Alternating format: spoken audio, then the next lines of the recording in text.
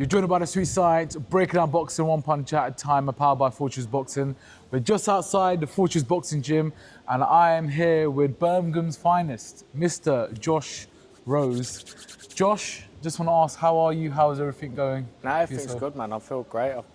I'm back in camp now, so things are running smoothly. Yeah? Yeah, I feel great, man. Solid, solid. Well, you've had 4 professional fights at super featherweight. Yeah. Yeah? That's the one. And you got your 5th coming up on the 15th of August. Yeah. How is training camp for that been and everything? Well, so obviously I've been back in the gym probably the past 4 or 5 weeks, so things are running smoothly. Like I said, obviously getting the ball rolling now, getting that fitness back to tip-top as it was from my last fight. And yeah, we're just using this as a tune-up for big things up and coming over the next probably 6 to 8 months. Are you like one of them fighters that when you do come out of camp, you want to kind of detach yourself away from boxing? You like to enjoy your life? Yeah. And then come back to your kind of thing? Reason why is, like, don't get me wrong, I love boxing to the core of my heart, innit? But, you know, I think a lot of people can agree with this. When you're so hungry and you're on the ball, your hunger dies. You need that little mental break just to kind of recuperate yourself. And like with me, I don't want to make any mistakes as a pro at all. I really want to be a perfectionist. So like as soon as I fight, I have my little like mental break, and I'm just back in training. And I can't really start the gym long. I end up having like a week or 2 off, and then I'm back in the gym ticking over straight away. Yeah, I feel like you can't stay away from too much. But you are also young. You're only 20 years old. You don't want to kind of be in that kind of realm where you're 24/7 boxing, because again, you're gonna get tired of it. You're gonna get tired of it. That's the thing. It as well. What do you like to do outside of camp? Outside of camp? Oh, that's PG. I'll be honest. I love house music, so you'll just see me at like festivals and that. Obviously, I don't do none of that. Crazy stuff, drugs, No, I don't touch on it. You just like the vibes, innit? I love do you know the vibes. What? Saying that, I did see a video of you cutting shapes, and I was like, I was gonna ask if you can teach me, but I don't think I've got that kind of footwork. Well, so, I'll show you after. I'll show you after. I don't want to break my legs. But anyway, let's talk a bit about your boxing now. When did you turn pro? Turned pro when I first turned 18. I'm 21 next week. Oh, so it's happy birthday. Yeah, thank you. But literally, as soon as I turned for 18, I boxing the Haringey, and that was my last fight. Yeah. And then straight away, I was like, I've had enough of the amateurs. How many amateurs did you have? I had 53, and I won 41. Oh wow, seasoned. Considering amateurs, you get a few dodgy decisions in amateurs, don't you? Definitely. And so, what was that point that for you were like, you know what, I want to tick over to the pro ranks now. I've had enough of that. Oh, so before I was boxing here, I was at a gym called Hall Green. And that's where I started, that's where I grew up. And obviously Gaz was there too, their coach here. Okay. And that's what I was from the ground up. And then obviously when I turned probably like 17 years old, a few like things happened where it come to target. I was getting bad decisions, and then I weren't just happy with where I was. So then I moved to here, and then because Fortress was a new gym, the amateur scene didn't treat them good. So there was just like because it's a weird thing. So in the amateur scene, when new gyms come along, no one likes them. Yeah, it's just weird. No one likes them. There's a lot of politics. Yeah. And so I was getting robbed left, right, and centre, and then I was just like, I was getting to a point where I was like, I either turn over now, or I'm just going to walk away from it. Okay. So then I was like, turned over, and then obviously being here, best decision I ever made. Yeah, and you're so young as well. It's not. I don't want to. Not trying to sound rude, but your career's not even started. You know what I mean? Because you're so young. You've only had 4 fights and stuff. So fast forward now, you're professional, you've had four fights. What was your last fight? 14th of March. 14th of March, so not too long ago. So you're quite active, it's good. Next fight, 15th of August, just around the corner on a Manning's show in Birmingham.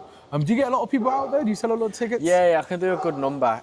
Obviously, a lot of my supporters, they either end up, if the numbers are low, a lot of the time they're either just away, or just the show's on like a Sunday or something, so they can't come. Tough, but when it's on a good night, I really do bring a crowd in. Is that like a Friday night, Saturday night kind of thing? Yeah. And like I get if you're there, you'll notice like the whole room just stands up as soon as I'm on. The whole room stands up, even the ones that haven't bought a ticket for me. Do you know what I mean? Absolutely. You know what it is? There's 2 factors I think that's very important in professional boxing: your support and your persona as a boxer. And the thing is, like, I always say, yes, boxing is a business, and you have to. That dog's not going to show up, is it? I know, But yeah. we can. It's fine.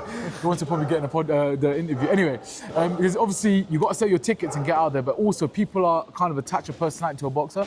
Do you feel like you have that kind of personality? I don't know. I don't know you well.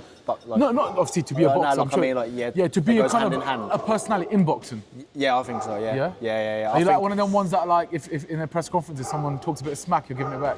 Well, it depends. So, don't get me wrong. Like in general, I'm a nice person, but you know, I feel like in press conferences, when I wind people up, like anyone who knows me, people that are watching this now, when I wind them up, I can wind them up bad. Yeah. So I feel like in the press conferences, especially if I know them, I will just be a complete wind up, and I'll just in a way try to rage bait them as much as I can. You've got to get that little edge in it and stuff like that, and it makes it more tastier for fight night. Have you made much of your opponent on 15th? Is it like, or is it one of them fights that just you know, ad hoc kind of thing? To be honest, I can't remember what his name is. I haven't had a look at him. I haven't had a look at him, to be honest. But I've moved up for this one, and then obviously I'm going to turn back down again because I've put a bit of solo, not fat, like muscle, but muscle on. So I'm going to. I'll have a look at him over the next few weeks. But it's meant to be. I've heard he's quite decent. I've heard he's been in there with some good few lads. So. Yeah. Do you think you're one of them boxers that you need someone good in front of you? Yeah. I already know what you're going to say. Perform better. Yeah, 100%. Every time I spar someone shit, no offence to everyone who I've sparred that shit, or fight someone that's crap, I end up just stooping down to level, and I'm like, and I'm there, and they catch me with just one little shot, and I'm like, however, you just hit me with that. I know exactly what you mean. Even for myself, when I used to spar people that are like novices or never boxed before, obviously I've done a bit of boxing myself. I couldn't box properly, if you know what I'm saying? I couldn't get going. It's because their rhythm's so weird, and they've got no knowledge. They do the weirdest things, and it catches you off guard. And they like smother you a lot, and they come forward and kind of. It's just like obviously high IQ boxing, elite boxing is a bit different. It's a bit more in and out kind of thing. But that's good. So obviously, later, like going down your career, hopefully when you get past this obstacle, later on there's going to be maybe a Midlands title on the line. There's going to be a Commonwealth after that, English. Obviously that isn't a pipeline. But when do you want to achieve that? When do you want to get towards that? I was made mandatory a few weeks ago, and for the Midlands title. Okay. But I'll be straight. I know I can beat him. I know for a fact I can beat him. I can beat him any day of the week. But so if he was right there right now, straight up. Nah, serious. Like, don't get me wrong. He's a nice lad. I do like him. Do you know the guy? Yeah, I've known him for years. But I just think right now, I don't need to go for that. Yeah. I was like, I'm 20 years of age. I've had 4 fights. I was like, I do not need it right now. Yeah. I said, I'll have it when I'm ready. Yeah, I mentioned obviously you're 20. You're very young in the game, guys. I think the average pro turns over around 25. That's it. In the UK. That's it. And you're 20. Well, that's the thing. Like, so when I first turned over, everyone's like, you're too young to turn over this now. And I did agree, but then I was like, look how many lads at 18 turning over, all because of the amateur scene. A few years ago, when I was little, it was 25-year-olds, 25 plus turning over. Yeah. But now it's different now. You know what it is? I think a lot of people are just sick of the amateurs. That's they still want to carry on. No boxing. one likes it anymore. But the thing about pro boxing, it's not easy. It's a tough grind. I mean, I've seen it where you have talented boxers that unfortunately don't have that backing or sponsors or whatnot, and they just kind of disintegrate and just leave the sport. And I think as well, you know, if you was to take money out of the equation for pro boxing, watch how like the scene would be completely different. So all the good lads that can't afford to box, they'd still be around, and all the lads that can afford it or like get paid off it, get paid good, they'd all just dip off. That's why they're only fighting for the money. You get journeymen. They have to be journeymen. But the thing is, journeymen probably make decent money. They get paid, you know, every fight, but they just got to lose. What's sad because a talent kind of goes to waste there. But that's the other side of boxing. Now, I mean, it's hard to ask you what to expect from you next year and whatnot, because you're going to be 22, you're still young. But you know what, forget about next year. I want to ask, what is Josh Rose's aspirations in the sport? I mean, yes, I want to win the world title, but is there something more than a world title? Do you want to inspire others? I want to kind of be that person who people look at, like, from Birmingham, he's done everything. Yeah. Because, like, off the top of my head, I can't name really one person that's done everything from Birmingham. Can I ask, which area from Birmingham are you from? Ecox Green. Ecox, so is that, I don't know Birmingham. Probably 10 minutes from here. Oh, we're in Dickens Heath right now, so anyone watching. Is that where, what's his name, Solomon Dakers is from? Well? Yeah. He's from there. Heavyweight, around them sides, I know him, yeah. So that's the thing, like that's my goal. I want to, like the world title, I do want it, and I want to put my name out there as much as I can. But I really want to just be that person that everyone looks at and just to go, when people hear Josh Rose, be like, yeah, that's the man. That's the man from Acox Green. Is there any other good boxers in Acox Green, or even in Birmingham that you might look up to and be like, you know what, wow? Yeah, so you got from Birmingham, I know we got myself, Galawi Afoy. Oh yes, he's quality. Yeah. I'm just thinking of the top lads. Spider. Oh yeah, Ibrahim Spider, he's good. Yeah, he's featherweight as well, isn't he? Yeah, he is. Yeah, and I'm trying to think. There is more, but my head's blank. I know on top of your dome on a camera, it's probably a bit tricky to say. It's but I know even there is some good talent. I mean, Birmingham has definitely got a whole list of boxers for me that are talented. I mean, I can't think of any top of my head, but even around the area, you got like Ben Whitaker from Wolverhampton and whatnot. So, that's solid. So your thing is in boxing, you generally do want to. Oh, hold on, let's not forget as well. My teammate as well, Dylan Cliff. He's also from Acox Green. Damn. How can you forget him? I must. I feel that was all you, bro. Sorry, Dylan. Top fella. So your main thing in boxing, is yes, you want to win the world title, eventually. Yeah. But you also want to inspire others around. Yeah.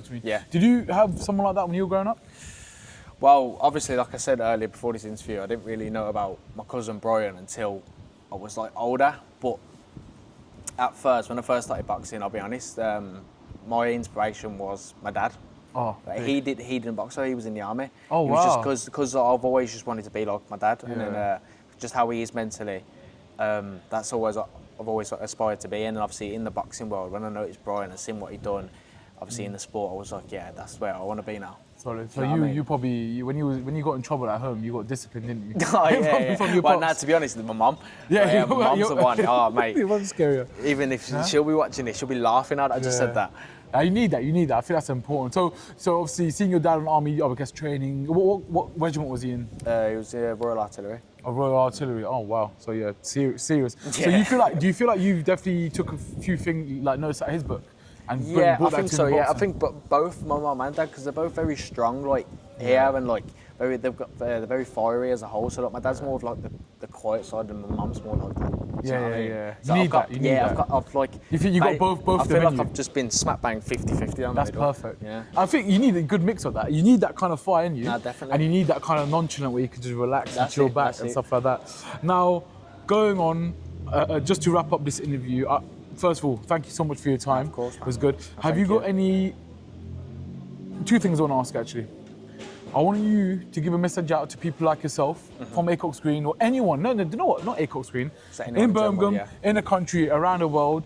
Bit of words of inspiration, motivation, and also, have you got any like sponsors or anyone that you want to shout out to yourself? So my message look in the camera. My message is to anyone out there who's young.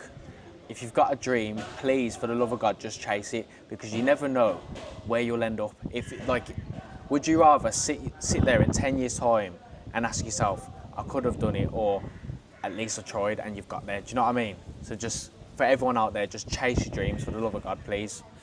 And to my sponsors, shout out MC Bargains, Hughes Scaffolding, shout out Kings Norton Fencing, Saturday Auction, Crofts Cuts or no TC Barbers, and I think that's it. Yeah, I think that's it. Shout out to all of this. I'll just put it in there anyway, like as a name or as a logo. Yeah, I'll be able to get it all up anyway. But yeah, shout out to all of you. Thank you for always supporting my career, and obviously fingers crossed you stay through the whole thing. That's it, man. Josh, thank you so much. Thank you very much. I'll be looking out for you 100%. You've got a great potential and such a young man in the sport, and that's the sweet science.